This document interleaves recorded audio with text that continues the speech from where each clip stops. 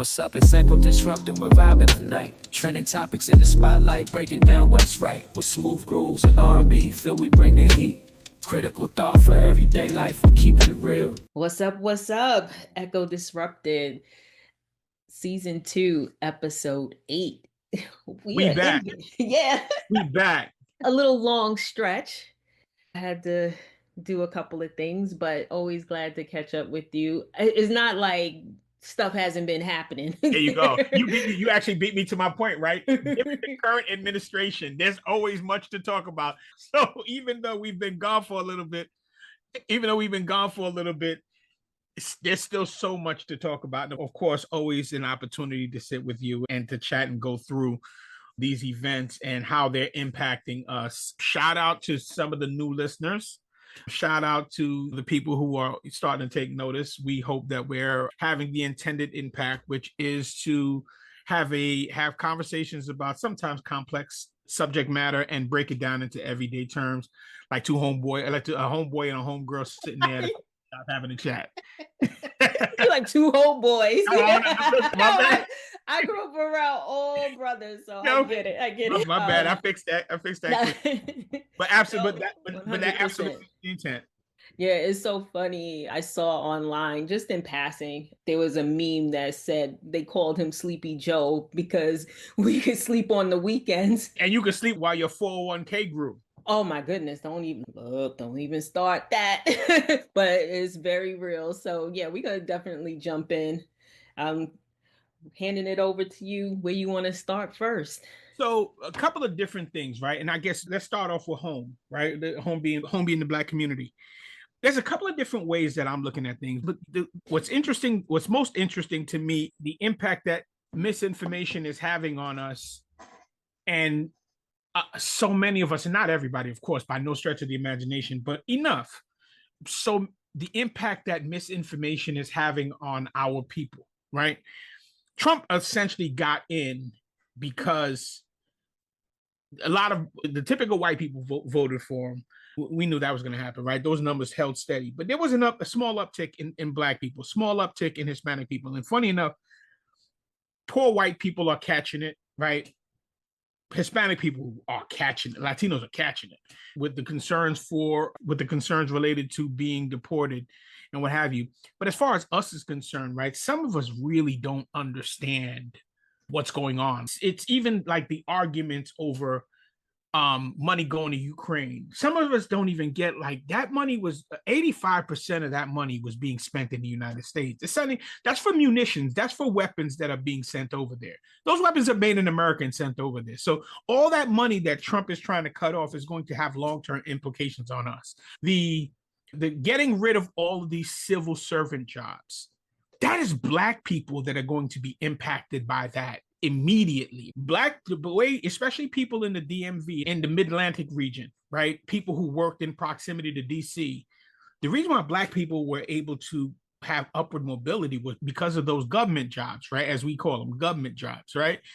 Those are going away, right? The amount of houses that are up for sale currently in DC, right, in that whole area, are going away, right? Delaware, Maryland, Virginia is going to be impacted for years to come based on what's happening now. Our ability to be able to raise families is being impacted by that short-sightedness. And that's directly due to misinformation. Some of us getting our information from social media, some of us getting our information from barbershop conversations. It's the blind leading the blind, and the intended impact has happened. This was specifically intended. These outcomes were specifically intended. And now you're watching the impact that it's having. And some of us still have no idea what it means, what any of this stuff means. When Zelensky got hemmed up over there in the Oval Office, I specifically read through comments, and I even had a barbershop conversation, which actually went better than I thought it would, because the guys were like, what the hell's going on? Even guys who didn't necessarily have an understanding of the entire situation, America doesn't behave this way. But you're looking at people who are reading this and saying, he's standing on business. No, dumb nigga. it's not standing on business because this is going to have a ripple effect. Pardon me for being passionate. It's just supposed to go better. I'm supposed to look how early in the game I'm already pissed off. But no, but I get it. I understand. We don't understand things in their totality. We don't understand the impact of the reason why America has been able to be number one is because we had compliance from our allies. We have an interdependent relationship with the Canadas of the world, with the Englands of the world, right? With all of these other countries that we've had 80-year relationships with, all got pissed down the toilet bowl because this dummy and his homegirl with her beard and her eyeliner on, also known as JD Vance, is out here freaking playing costume. When has a vice president ever spoken in an Oval Office meeting with a head of state? When have we ever seen that? Yeah, that was interesting. And to me, the big thing that I've been harping on is performative, like things that are for performance sake. And I think that was strictly for be it Putin or whoever they think that needed to see that and show that he has some kind of stake in the game, because he comes from a Peter Thiel background, and that's who I know they say the Donald Trump Jr. pushed him to the forefront to be the VP. But I think that was to show like, hey, you have Elon over here doing all of the things. Let me at least show that from my perspective of having a title within this administration and being the second in charge, which is super scary, that he has a footing and he has a say. And that, to me, that was my interpretation, that was why he even opened his mouth. Without a doubt. Sorry, go ahead and finish. No, please, by all means, without a doubt. And here's the Peter Thiel component. And anyone who has access to Google, do a deep dive on Peter Thiel's philosophy on democracy and running a country. So these guys want to run the country like a corporation where the CEO essentially calls the shots and everybody else just follows suit. This is, again, where the disinformation and the lack of foundational education comes in. Because you have people who believe that, who don't know, oh, the government isn't making money. The government's job isn't to make money. The government's job isn't to be profitable. And because people don't understand those basic principles, you can lead them by the nose anywhere. So the Peter Thiels of the world put out an acolyte like JD Vance, who now is essentially a government, who is a member of the government, who's a heartbeat away from the presidency. Right? Literally. Donald Trump doesn't have a political philosophy or political ethos. He does not. Donald Trump is about $1, right? He's transactional. You go up there and you listen to this dude talk. He don't know his ass from his elbows, right? What makes him dangerous is the people pulling the strings behind him. Exactly. And they don't mind making him even more of a useful idiot, where he's the guy up front saying whatever. And now you have an entire country that'll back him up. Because at this point, it's, hey, we completely sold out. We completely bought in. He's wreaking havoc on our economy. He's wreaking havoc on our retirement. He's wreaking havoc on our stability. But we're gonna back him because at the end of the day, you can trick these dudes. Loosely quoting Lyndon Johnson. If you can convince the lowliest white man that he is smarter and better than the smartest black man, the most accomplished black man, you can rob him blind. He'll give you everything out of his pocket. And this is what we're looking at. Yeah. And it's interesting too. And just to put some statistics around and frame up what you're saying about the federal employees. So on USA Facts, they say that and I'm going to give you the total, like, what is the racial and ethnic breakdown of the federal government workforce? Just over 61% of federal government workforce identifies as white, while 18.2% identifies as Black. These figures are higher than the overall percentage of Americans identifying as white, which is 59.3%, and Black is 12.6%. So your point is 1000% in terms of the Black community, what we experience. If the nation, they always say this about other countries, especially in the Caribbean, they say, oh, if we catch a cold, they get the flu. Yep. It's a similar thing here.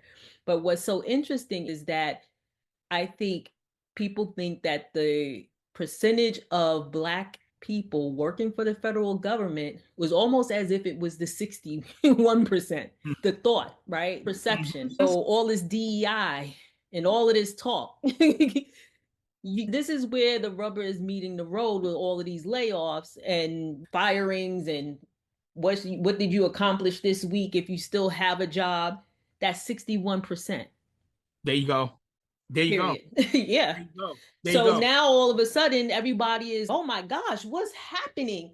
You didn't really understand what the makeup of the government was. So I just wanted to add a couple of clarifying stats in there to underscore what you were saying as well. Listen, again, thank you for doing so. Think about the veterans that are being impacted. Oh, yeah. Think of Donald Trump has fired more veterans than any president ever. The FAA, all those people, all the hell that he's wreaking in the FAA. Never mind the fact that Elon Musk, that TSA stuff too. Anyway, go ahead. never mind the fact that SpaceX has board members now on the FAA, which is all kinds of conflicts of interest. Wildly enough, someone I was with was watching that last SpaceX launch and subsequent blow up. I didn't even recognize the ripple effect of that because it delayed flights, canceled flights out of Florida, specifically Florida is what they mentioned.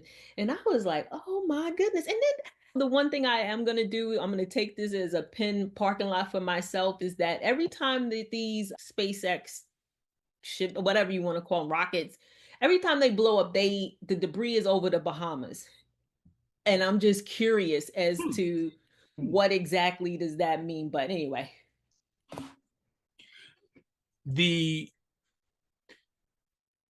Listen, think about the layoffs that just got announced, I think on Thursday or Friday, right? They're going to be laying off 10,000 people from the post office.